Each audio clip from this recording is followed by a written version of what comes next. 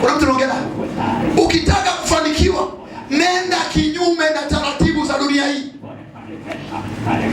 Ukitaka kuwini, vunja taratibu za dunia hii. Dunia hii ina namna yake ya kufikiri. Watu wa duniani wana namna yake ya kuwaza. Watu wa ulimwengu wana namna yao ya kuyaona mambo. Lakini watu wa mbinguni wana namna tofauti na watu wengine ya kuyaona mambo. Alo, unajionaje? Hali yangu ya sasa sio kama ya mwanzo. Hali yako ya sasa, nani kakwambia ulionao sasa hivi ni hali yako? Nani kakwambia? Eti ndio hali yangu? Nani kakwambia? Kabla hujamaliza kusema ndio hali yangu ya sasa, baada ya kusema inabadilika tena, hiyo itakuwa ya nani nyingine?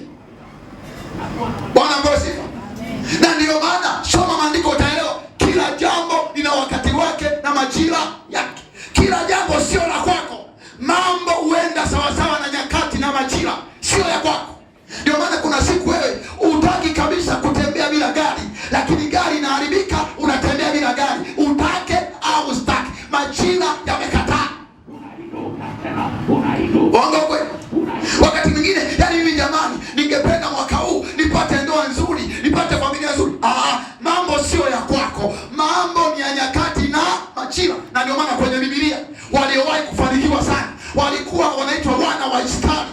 Walikuwa ni wataalamu wa kuzisoma nyakati na majira. Wakisoma nyakati na majira, wakiyatambua, wakiyashikilia majira, wanatembea chini ya siri ya majira, wakiyashika majira wayaachii. Majira ndio yanaamua utakuwa wapi, utaenda lini, utafikaje, itakuwaje. Hata kama jangwani, waliokaaga jangwani walisubiri miaka ipite, yani majira yapite. Unaona, Mungu akamwambia wana wa Israeli, mtaelekea jangwani, mahali pa shida, mahali pa taabu, mahali pa ukame. Lakini katika jangwa hili mtakaa miaka kadhaa tu, haitakuwa miaka mingi. Lakini wao hawakujua miaka imeisha. Akaja mwanaume mmoja mtaalamu wa kuzisoma nyakati. Baada ya kuvisoma vitabu, akajua wakati wa kukaa wa watu katika utumwa umeisha. Baada ya kuvisoma vitabu, akajua nyakati. Alipozijua nyakati, akamlingana Bwana, akamwambia Bwana, ninakukumbusha nyakati za watu wa kukaa zimeshaisha. Na ndio maana mimi kwenye ulimwengu wa roho ni maombi yangu mbele za Bwana, wakati wako wa kuinuliwa uanze kutokea. Hata kama umekaa jangwani, kuna msaada unakujaga jangwani, sio wa kawaida. Mungu atamwinua mtu hata yuko jangwani, lakini ataongea naye, atavisoma vitabu kwa uhuru. Wakati umekamatwa, wakati umefungwa, wakati umeshikiliwa, kuna mmoja hajashikiliwa, lakini atapewa habari zako.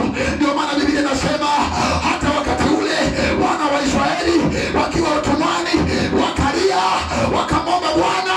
Maandiko yanasema Mungu akasikia kilio chao, na aliposikia kilio akasema na Musa.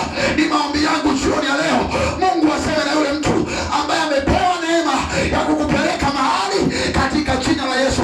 Ni maombi yangu jioni ya leo, yule aliyekusudiwa na Bwana kuvifungua vifungo vyako, kuiondoa kama yako, kuiondoa shida yako, yule aliyeletwa na Bwana kwa majira, ninatangaza majira hayo yatimie kwako katika jina la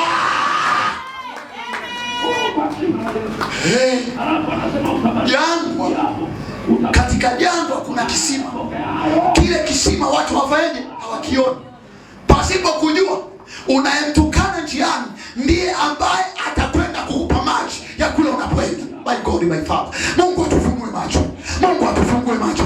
Pasipo kujua, unayemwona kadogo kadogo akafai, akana maana, ndiko kamepewa neema ya kuifungua kesi yako. My God, my Father, nataka nikwambie, alipokuja Yesu, watu wakamtazama, wakasema ni mwana wa seremala, lakini hawajui amekuja kuikomesha jangwa. Ndio maana alipoingia akasema, tazama, Roho Bwana Mungu juu yangu, kwa maana Bwana amenipa mzigo. Ninakwambia kuna mtu anao mzigo na maisha yako. Nakwambia kuna mtu anao mzigo na maisha yako. Hata kama leo ana mzigo, kuna majira yanakuja hatapewa mzigo, hatayafanya mengi kwa ajili yako. Nasema nami ni maombi yangu katika jina la Yesu, aliyepewa mzigo kwa ajili yako asichelewe katika jina la. Mwambie mwenzako, jangwani sio mahali pa kupaogopa. Mwambie jangwani ni mahali unatakiwa ufunuliwe macho. Macho yako yanatakiwa kuwa wazi.